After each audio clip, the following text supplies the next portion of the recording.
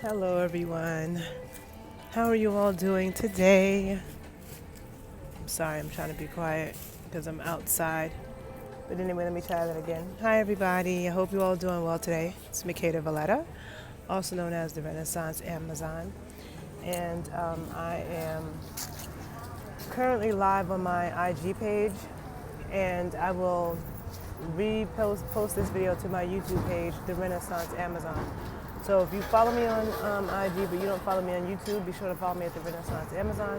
And if you're on YouTube but you don't follow me on IG, be sure to follow me at the_Renaissance_Amazon_81. So for those of you who are not familiar with me, just a quick background.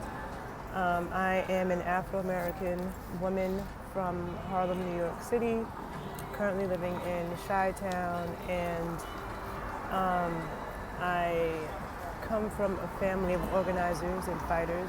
My dad was on the front lines of the civil rights movement, a black radical, one of the founding professors of the first Afro-American Studies department in this country.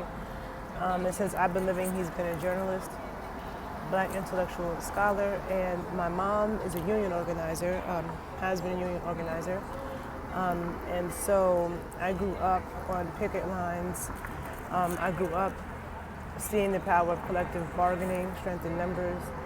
I grew up seeing how long it takes to change laws, the work that's involved, the organizing that's involved. And so this current election in the U.S. is very disturbing for a number of reasons. And so that's what I want to talk about today. So I just had to give that little background for those of you who aren't familiar with me and where I'm coming from. So given that disclaimer, I definitely do not respect, do not understand the people who have this complacency and they say, oh, there's no difference between Donald Trump and Hillary Clinton. Oh, there's no difference between Donald Trump and Biden. It's just another, one evil for another, right?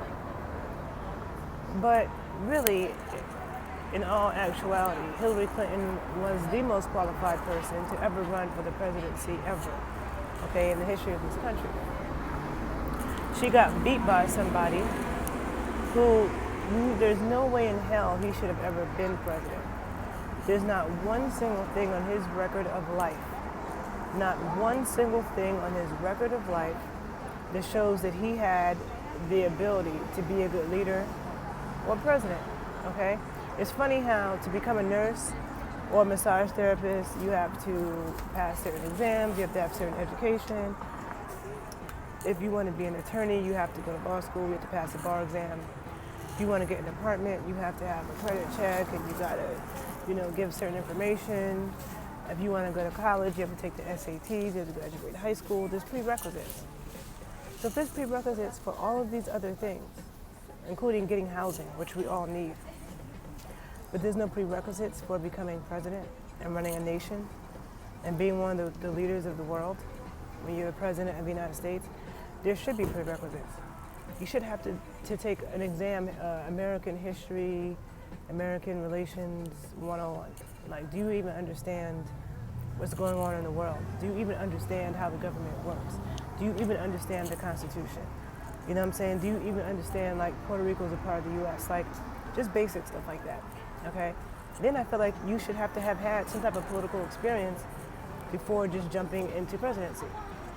Donald Trump wasn't in the military, none of that. Then as a businessman, and running a business is not the same thing at all as running a country, okay? It is not. And to think that it is really naive and ridiculous, okay? One of the problems with rich people in general, especially when you have a rich person like Donald Trump, well, actually he's not really rich. Donald Trump is fake rich. Donald Trump didn't pay people. To people who really know about business, he was not considered a good businessman, okay? He apparently always called himself the king of debt. And in New York City, the Upper East Side elite who have a lot of money, they never respected Donald Trump. Donald Trump never gave money to charity, okay?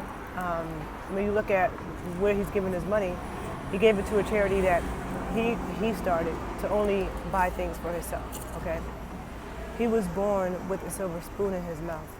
Unlike Bloomberg, the ex-mayor of New York City, who actually is rich and is a Republican and spoke out against Donald Trump when he was running against Hillary Clinton. So he's a fellow New Yorker, fellow Republican. But he couldn't stand Donald Trump. He doesn't respect Donald Trump. And Bloomberg is rich for real. Bloomberg could buy and sell Donald Trump 20 times over, okay? And he didn't fuck with Donald Trump. The real money people in New York on the Upper East Side didn't fuck with him or respect him. Donald Trump had, also the racism that he was known, well documented in his housing in New York City. His housing buildings where he was blatantly discriminating against black people in his housing complex, okay? And then you have the Central Park Five, where he called for the execution of these young men. And even years later, after they're exonerated, he still didn't apologize or admit that that was a wrong call. Okay, he still stood by that. But then somehow you have some black people who think that Donald Trump has their best interests at heart. You have some, and I'm going to say this, stupid ass black people, okay, who think there's no difference between Donald Trump and Biden. But yet, Donald Trump has never showed compassion to anybody who has been murdered by the police or white supremacists, whether it be in Charlottesville, whether it be Ahmaud Arbery. Okay, it never showed any compassion towards any of that. He never showed compassion to members of the military who have been injured or killed. He would mock them when he's never served in the military. And in fact, his niece, I think her name is Mary Trump, she wrote a book about him. And she has a PhD in psychology. She's a clinical psychologist. And she's been studying him all her life. She wrote a book about him. I didn't read it. My aunt read it. And she said in the book, the niece says that the grandfather taught them that they don't have to pay taxes and that they don't have to serve in the military. So it's a family way for them to evade taxes in the military. Her father decided to serve in the military, and he was cut off from the family, cut off from the money, cut off from the family, disowned because he joined the military. Donald Trump was given a loan of $400 million by his father to start whatever his business, whatever the fuck he was doing. And currently, right now, Donald Trump is $400 million in debt. There's even this German bank that is trying to sever ties with him right now because of all of his debt. Donald Trump has put businesses out of business in Atlantic City because he didn't pay them. He had them do all this fancy work and didn't pay them. And then when they tried to sue him, the legal fees were so much, it wasn't even worth it. Just put them out of business. Okay? He's known for not paying bills of all sorts. So what makes anybody think that he cares about poor people? He was raised not to care. He was raised with a silver spoon in his mouth. Very spoiled. Spoiled brat of the worst type. Who, if you look at his whole entire life, he has shown that he has done nothing but try to care about himself. Okay? What's going on right now? One of the things that, the whole world admired about the United States, okay, because the whole world does watch us. If you travel around the world, everybody knows about American politics. You go to Europe, they know what's going on in the U.S. A lot of Americans don't pay attention to other people's politics, but they certainly pay attention to ours. We are world leaders, okay? Now, I totally forgot what I was about to say.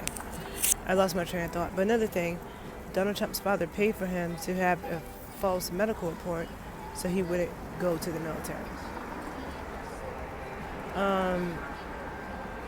Just a liar. He's always been a liar, right? And right now, he's trying to avoid going to jail. He has all kinds of charges against him.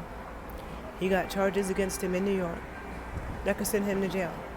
But being president makes him immune. And then I did a video about Ice Cube, when Ice Cube's plan for Black America. I did a video about that.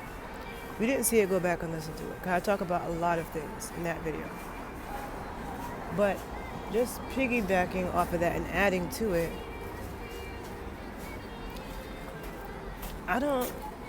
there's absolutely no reason, okay? Not one good reason why Ice Cube should take Donald Trump seriously. He refused to meet with Kamala Harris because she did try to talk to him. D.L. Hughley has some interviews where he talks about that, because D.L. Hughley was on that call, and Ice Cube refused to get on the call because there were other people on it, right? And the thing is, and I talk about this in that video and other videos, when you're trying to get something done, you have to organize. When you're trying to get things done, it's not just you by yourself, you know what I'm saying? And if you really care about people, if you're really trying to help people, you put in the work over time. It's not as simple as saying, oh, I want this to happen. I think that people deserve this. And you say that, and then somebody signs a contract, and then all of a sudden you get all these things that you asked for. That's not how it works. Even when you have a list of demands, it takes time to change laws, and put laws into effect. And our government is complex. We don't live in a dictatorship. We have all kinds of checks and balances in our government. So it's not so simple just, so the people that do that work, and like I told you, I grew up watching my mother do that work. I saw my mother work years with her union to change laws only for Bush to come in office and overturn everything they had worked for years. And that's the reality of doing true organizing work. And people who are really working to change laws and maintain laws. This is hard work. But there are a lot of people who don't know that. They think it's simple, okay? So, and a lot of people are unaware of the fact that a few days before Election Day, Donald Trump signed an executive order that said American schools must teach patriotic history, okay? Patriotic history. It's some version of history, some bullshit, rewritten, fake news, fake history version of history, okay, that takes out the truth of what happened to it. Africans in America and indigenous people in America. Takes all that out. And the executive order states that schools that don't teach that will lose funding, okay? So you're threatening to take funding away from schools that don't teach your patriotic education, history. And my dad was telling me Hitler did the same thing, okay? Now, when I was in high school, I went to public school in New York City, Beacon High School. And in New York City, they have something called the Regents, which is I think a statewide exam that you do in every subject every year. And my high school was totally against standardized tests, okay? They were against history textbooks. Instead, in my history classes, they would give us primary documents and they would give us artifacts. And they would tell us, think like a historian. Use your critical thinking skills. They would tell us that every single day. And I would always think, why are they telling us to use our critical thinking skills, But that's because I didn't realize back then that most people don't have them. See, with me, I already naturally am inquisitive. I already naturally was somebody who just didn't go along with the okie doke. But then that was also infused into my upbringing, because my dad, he always stressed the fact that believe what makes sense to you, question things, and then use your mind to think about it and do what makes sense to you. Don't just go along with something because somebody tells you that you should do that. Think about it. And he also taught me to thoroughly research things and fact check before I form an opinion. Because even when I was little, my dad would shoot down whatever opinions my brother and I had with facts. He wasn't, being easy on us about that because we were young. And I wasn't raised religious, okay? No offense to people, but religion does teach you to kind of, believe things blindly with very little evidence and ask very little questions. And religion, it dumbs down a lot of people's brains, okay? And so I wasn't raised with that. I wasn't raised to just blindly follow things. I was raised to always have facts with everything. I was raised to think for myself. I mean, that was at home and that was at school. Now, my high school would talk about the fact that Texas was controlling the history textbooks because they were the biggest state, so they bought the most textbooks. So whatever Texas didn't want, then the textbooks wouldn't be in the textbooks. So there was already an issue back then with that, and that's why my school was totally against history textbooks, okay? So now to see Donald Trump writing executive orders that schools have to teach this patriotic history, and you see that he ended funding for federal workers for racial sensitivity training. He ended it, and he was offended at the idea that there was any type of systematic racism in this country. But yeah, Ice Cube believes that he cares about some plan for Black America. How stupid could you be? But you know what? I already didn't respect Ice Cube. That's not a mind that I respect. I don't consider him to be a great mind, and he doesn't speak for Black America. He might speak for some hood people who don't know any better. But Black people that have any type of common sense and intelligence and really understand what the fuck is going on don't respect what the fuck Ice Cube was talking about, and he doesn't speak for us. First of all, and I talked about this in my video when I talked about him, more in depth. I'm not going to go super in depth about it in this video because this is not fully on him. But you have this list of demands. It's not as simple as, again, this is not business. This is not a record deal, okay? When a record deal, they list out all the things that you're going to get. You're going to get a percentage of this, whatever. You sign it, okay. This is not a record deal. When you're dealing with how a country functions and allocating money to certain things and certain services, that takes changing laws, implementing certain things, and put that into place. That's years of, you might change laws on a federal level, on a state level. That's not simple. And any real organizer knows that. Any real organizer has been organizing for years, doing work. Ice Cube comes in, writes up some list, some plan for Black America, refuses to meet with Kamala Harris when they said, she did try to have a Zoom meeting with him, but even if they didn't have time to sit down with you right then, it was so close to the election. People are busy. Do you have any idea how much you have to do when you're running for president, let alone close to the election? They didn't say they wouldn't meet with you. That's not right now. But then Kamala Harris did try to talk to you.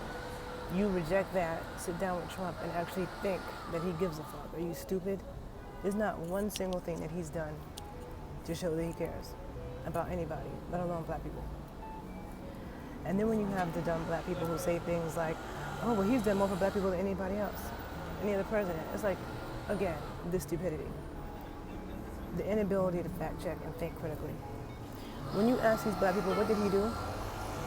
Oh, he let some Black people out of jail. First of all, he let like 10 Black people out of jail. Obama let like 1,500 or some shit. But those are the same people who will say that Obama didn't do anything, and they say that Donald Trump let 10 people out of jail. And then you say, well, Obama did the same thing, and then they want to be,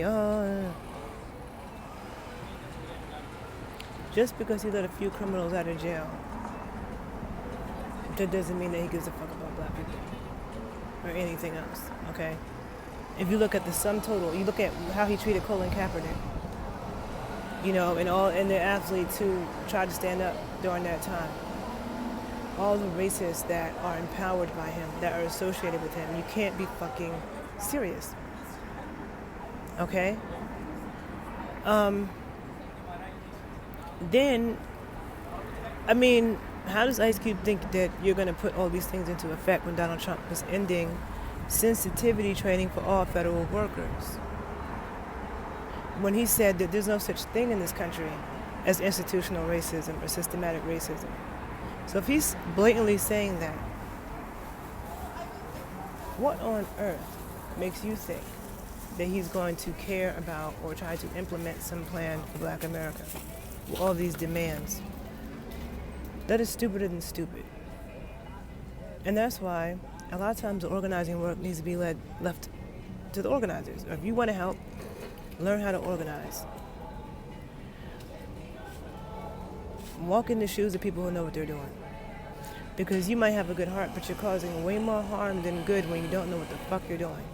Like, I'm a practitioner, I'm a nutritionist, I'm a trainer. I know my shit very well. I've been working with clients for years. I take what I do very seriously. I know that people come to me because they want to get healthier. They want to improve their health. They want to improve their body. I don't ever want to be responsible for recommending something to somebody that causes them harm. You were working out with me and I had you working out with bad technique. Now your back is permanently fucked up. Your knees are permanently fucked up because of some bad advice I was giving you. I was telling you eat tofu for the past 5 years. Now you got some type of cancer. But I didn't know tofu was bad. No, see, I don't want that kind of blood in my hands. I take what I do very seriously. I do my research, I fact check, I think critically. And I don't respect the people out here selling waist trainers and diet pills. They might try to be helpful, but they don't know what they're doing, and what they're selling is going to cause damage to you. And then years down the line, when you have serious health problems because you're using these waist trainers or taking these stupid pills or eating a stupid diet that's not nutritious, and then years later you're fucked up. I don't respect that. Let me get my notebook. There's some other things I wanted to mention. I'll make sure I talk about everything that I wanted to talk about. Okay, so this issue right now, also with Donald Trump and conceding, the fact that he is, trying to create all these lawsuits. And I saw a video by Van Jones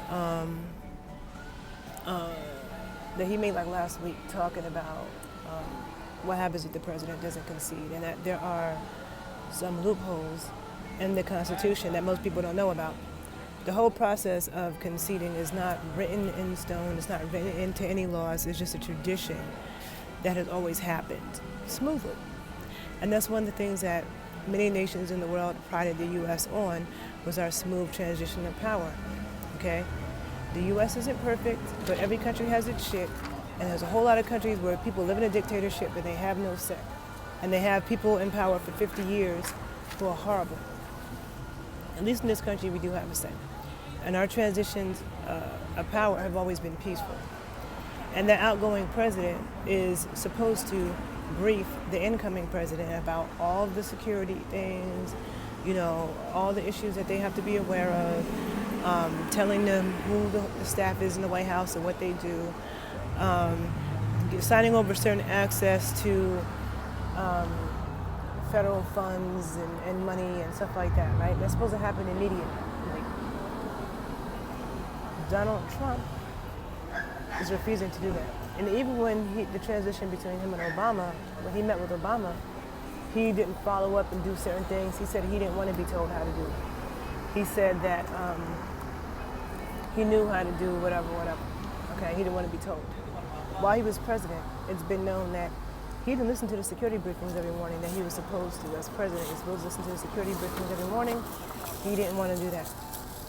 So now we have an incoming president who needs to get things done, and every single day after the election that they don't have access to what they need to have access to, are days that things get delayed for all of us. It affects all of us, okay? Donald Trump is incredibly immature. There's no way that Hillary Clinton would act this way. There's no way that anybody would act this way. So when people say, oh, there's no difference between Trump and Hillary, there's no difference between Trump and Biden, they're not going to do that. They're not going to recklessly get us into nuclear wars. Okay? And they're not going to try to sabotage the country throwing a temper tantrum on the way out, because it puts the security of the country at risk. It opens us up to terrorism. It opens us up to all kinds of things by acting like that. Totally immature. But he's just not going to concede. And this has never happened. There's never been a time when a president didn't concede. So there are these, Van Jones talks about how there's these legal loopholes in the U.S. Constitution that most people are unaware of when it comes to that, and there are things that it's kind of like you can't just not concede and try to hijack the presidency. I spoke to a friend of mine. My speech is at a low volume. I don't know why. I spoke to a friend of mine who works, for Secret Service friend of mine, who told me that if Trump doesn't concede, then what happens is Nancy Pelosi and Maxine Waters have to run the country until it's all figured out. Okay? So that is possibly what we might see. This is going to be a shit show for sure, because Donald Trump is not going to concede. He's not going to cooperate. It's very damaging to the incoming president to tell them what they need to know. And the Republicans who are endorsing it, it's disgusting and ridiculous that you would put your party over the country and the security and the betterment of the country. So when you have certain black people that's like, oh, black people just always blindly voted Democrat. No, them didn't blindly vote Democrat. The Democrats aren't perfect, the Republicans aren't perfect. But if you look at overall what the Democrats stand for and fight for, it's a lot more in the best interest of most black people, okay? So let's really be real. Donald Trump tried to destroy everything Obama put into play that protects the environment. That affects all of us, because you know what? We live on Earth. We live on planet Earth. And at the end of the day, when climate change affects habitat, the people with the money and resources will be the ones who will most likely survive that. So what does that mean? That also affects black people. I have zero respect for the black people who thought that not voting was an act of defiance, or that not voting was a revolutionary act. It's not. Because these same people who are supposed to be so pro-black and talking about our vote doesn't matter and making you believe that, preaching that, right? Those are the same black people that want to post pictures of Malcolm X. But what they don't know is that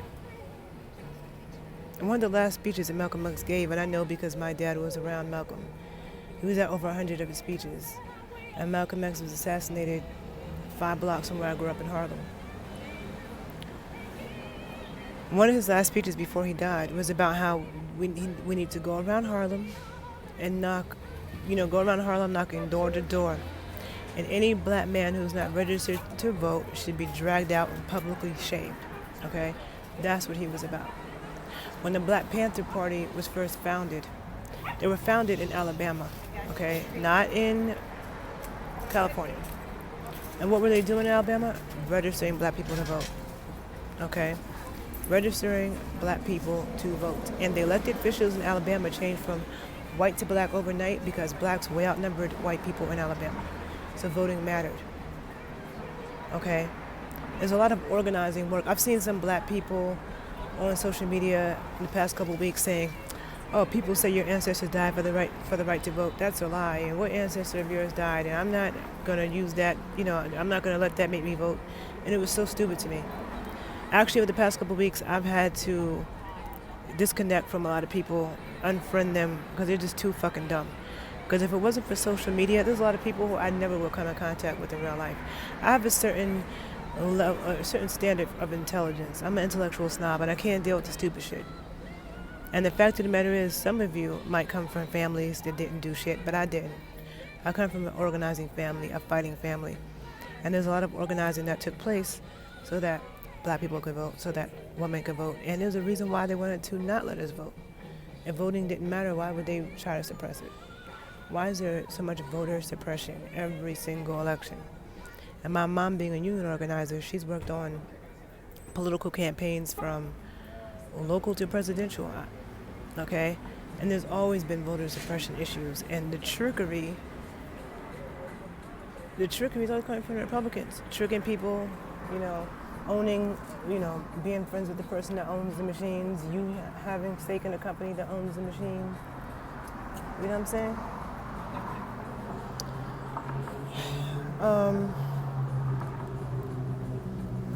Also with Donald Trump, he ripped off people at Trump University as well. He had lawsuits with that. I'm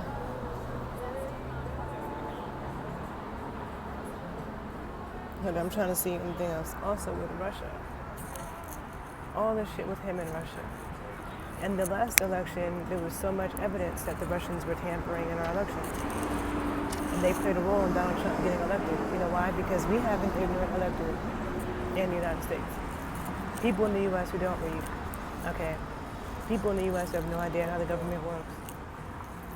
Because even this whole not voting thing, like right now what's going on in Georgia, right now what's going on in Georgia in these 2 Senate seats and how they get filled with the right people, then the Senate will be 50-50, and then the tie-breaking vote will be made by the Vice President, who's Kamala Harris. Okay? So she would be the tie-breaking vote if we got the Senate 50-50. One of the people running in Georgia is the pastor at Ebenezer Baptist Church, which is the same church that Martin Luther King was the pastor of.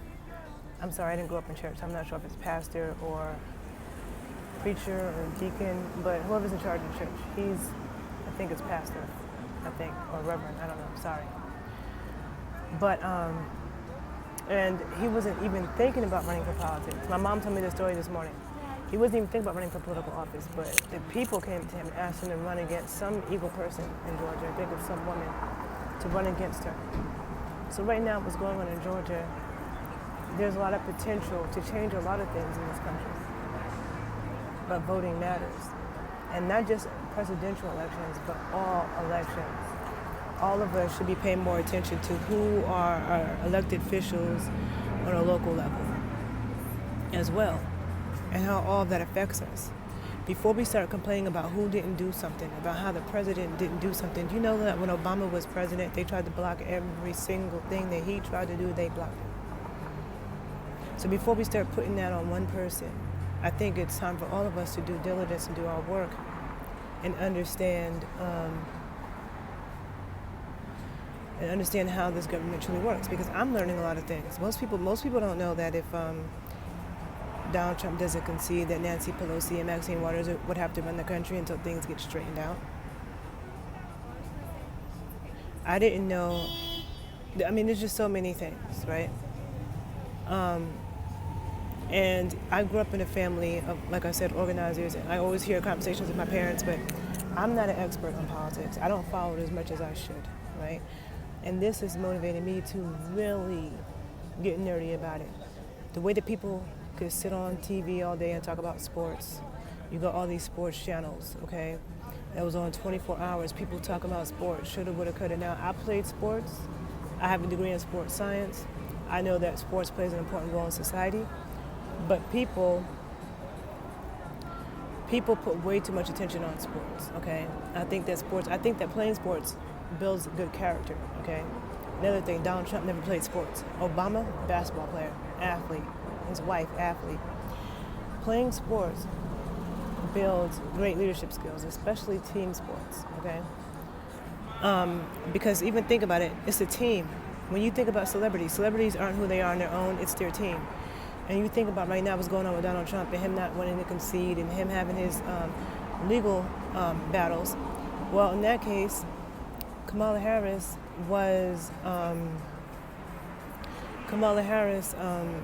is a good person to be on your team if you're going to have to fight with Donald Trump with his legal shit, because she has a background in that. She's a prosecutor.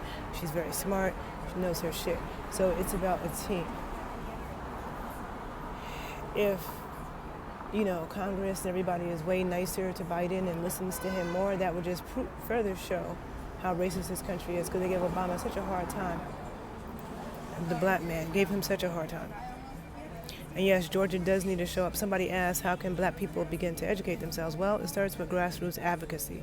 I have a YouTube video where I talk about the importance of grassroots advocacy. I did this video like 2 years ago. And I've always been involved in grassroots advocacy. And right now, but in my life I've had different phases where I've dabbled in different things. But that's, when I was a teenager and I was very much involved with grassroots advocacy in New York City around women's reproductive rights. And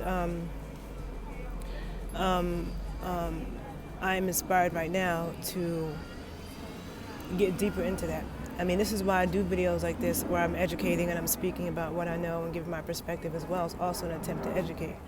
Under this video on YouTube, I'm going to post, I was looking at a couple of interviews that Roland Martin did in the past couple of days, where he had some very intelligent black women on there, and black men, but the black women are really holding it down. One was a graduate of Howard Law School, and they were talking about Kamala Harris, they were talking about what's going on, and they were very well researched and backed with facts, and very intelligent women. And I feel like, we have to listen to the people that know what they're talking about. There's a lot of people out here that don't know what the fuck they're talking about. I don't give a fuck about what Lil Wayne thinks. I don't give a fuck about what 50 Cent thinks. I don't give a fuck about what Ice Cube thinks. First of all, yes, I think Ice Cube's heart was in a good place, but he sounds dumb. He looks dumb and he sounded dumb. And when I heard him speak and explain himself, he wasn't eloquent in how he was speaking. He was stumbling on his words. He wasn't even saying anything that really was worth listening to. He really wasn't.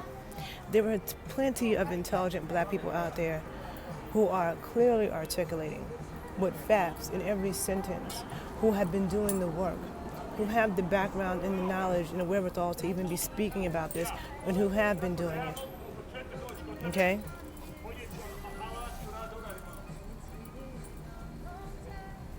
Thank you for the compliments, people. Hold on a minute. I'm trying to see if there's anything else that I needed to say. I had a list. I think I might have said it all. I'm trying to think. Because every time I do a video, when I get off, I'm like, damn it, I forgot to say this and I forgot to say that. But to the black people, to the white people, to all people who voted for Donald Trump, like those racist ass, bitch ass white Cubans in Miami, which is one reason I don't fucking like Miami, okay? I mean, no offense, there's some things that you can like about every city, but I've never experienced blatant racism until I went to Miami. I've been through Mississippi and Louisiana and Alabama, South Carolina. Never experienced blatant racism until I was in Miami dealing with white Cubans who look at you in disgust. They look at you like they don't want to breathe the air you breathe. And they're so focused on starving Cuba. Why? Can you think of any other country where you have a diaspora for decades focused on starving the country that they come from? When you go to Cuba, I've been to Cuba 5 times, okay? And Obama's the one who lifted those restrictions, okay? So when you go to Cuba, it's mostly black people. And when I say black people, I mean people my color and darker. There's a lot of really dark black people in Cuba, like blacker than you've seen here and blacker than you see in a lot of African countries. Very Afro-Indigenous. Okay, lots of native, lots of Africans and everything in between in Cuba. All the Cubans in Miami are white and racist assholes. So of course they would support Donald Trump. When they moved to the US, they voted to keep segregation in the South. Those are the white Cubans you're dealing with in Miami. Okay? So, for anybody that supported him, and you're dealing with this immature president who refuses to concede, okay? Who, one of the purposes of conceding too is so that your followers can accept the fact that you didn't win and just let it go. But Donald Trump is not going to do that. He'll probably incite his followers, okay? And then if something happens where he tries to really be acting like he's president, there could be whole new fights in the street. A lot of people died this summer because of Black Lives Matter protests. So to me, it was a beautiful thing on Saturday. I was in Harlem when, I'm hearing people screaming and everybody partying, and the fact that people were partying in Chicago, partying in Philly, partying in DC, all over New York, in Brooklyn, and all over Manhattan, and wherever else, I'm sure, all over the country, all over the world, people were partying. And it was instant, okay? It was beautiful because of COVID. It's like, there's been no parties. You know, dancing is healing. That's something people hear me talk about all the time. A lot of you like to watch me dance. A lot of you like, but you don't, not everybody listens to things that I say. And I always talk about the healing properties behind dance. Partying. Some of the most depressed, poor people in the world party a lot. Dancing to their music a lot, drinking, having fun, because there's healing properties in it. So to see people coming out and really dancing after a rough year, after a summer of so much death, so many deaths from COVID, deaths from protests, deaths from police, and now people are outside rejoicing. That was a beautiful thing. But if Donald Trump tries to think that he's going to steal the presidency, all those happy people could turn into madness again in the streets. And he's doing all this, so it's just like, I have zero respect for any person who thought that it's a revolutionary act not to vote. For those that thought that it was cute to vote for dumbass Kanye West. People need to stop talking about Kanye West and the shit that he's saying about running for president. Stop talking about it. Stop giving him so much motherfucking airtime. Okay? Stop taking him seriously. 50, 60,000 people voted for him. Okay? It's time to organize. And it's in my bloodline. And so I'm inspired to get more involved in that. And I feel like when people say, okay, well, Biden and Harris are in office, now what? You have to ask yourself, now what are you going to do? There are too many people who sit by complacent, waiting for people to do stuff for them. Or they say, my life hasn't changed since blah, blah, blah, blah. No matter who's in office, my life hasn't changed. Well, that possibly could be because you're not paying attention, because a lot of people have no idea what kind of resources are out there. A lot of people are just being lazy. Number two, remember that things can always get worse. They can get worse, okay? Things can get worse.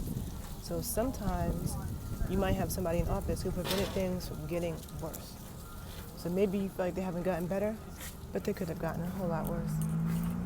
You have somebody coming in office who wants to take, away health care and wants to take away sensitivity, racial sensitivity training for all federal workers, wants to implement this racist history, wants to incite racist violence.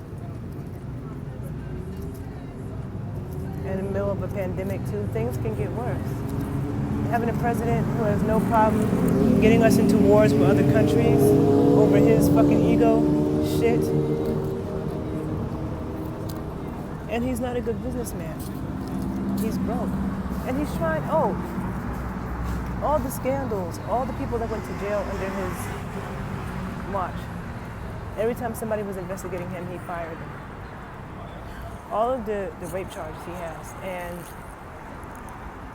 porn stars and stuff he's paying off. There's no way that Barack Obama would ever have become president if he had all that. Now Barack Obama said you just need to grab a bitch by the pussy. There's no way that he would have become president. So I can't fuck with the black people who was like, oh, Obama never did nothing to us. For us, Obama don't like black people. Michelle Obama is a woman. I don't want to hear none of that dumb shit. Michelle Obama's from the south side of Chicago. You don't get no blacker than that. And you know what? You don't get no blacker than Oakland. Where Kamala Harris is from. Her parents met at a civil rights march. I come from my father, who was involved in civil rights. Parents, if you have parents who are at marches like that, that counts for something. Because a lot of people's parents, what were your parents doing at that time? A lot of people's parents weren't doing shit. They were one of the complacent ones who didn't show up at marches, who didn't do any organizing, who sat by complacent and let a small group of people do the work that they could benefit off of. Dead weight. It's called dead weight. Kamala's parents weren't that. She went to an HBCU, Howard University. Howard University has an amazing reputation. Amazing. I went to the University of Delaware. That's where I graduated. And Joe Biden also is an alum of the university in 2003. Neither one of them are Ivy League graduates. The presidents are always Ivy League graduates, always act like they have to be an Ivy League graduate. And so Biden and Kamala show that that's not, you can be president and vice president and not be an Ivy League graduate. But the fact that Kamala chose to go to HBCU when she didn't have to, and she pledged a black sorority. And people try to say, oh, she's not black, and then shut up. First of all, most Jamaicans have Indian blood. Well, I'm not going to say most. A lot of Jamaicans have Indian blood, East Indian, and she is also Indian. Her mother's Indian. Her mother raised her. Her mother's straight from India, so she's Indian American. She's Jamaican American. People don't say that much. They say African American. No, she's just, let's say what it is. She's Jamaican American, Afro American, Afro Jamaican American, Jamaican, Indian American. She's broken so many glass ceilings. First black woman, first Indian woman, first Jamaican woman, first woman. That's at least 4 right there. She has every right to be proud. So I can't fuck with the black people who just harping on the bullshit. And you see this asshole Donald Trump. Hold on a second. I need to plug my charger in.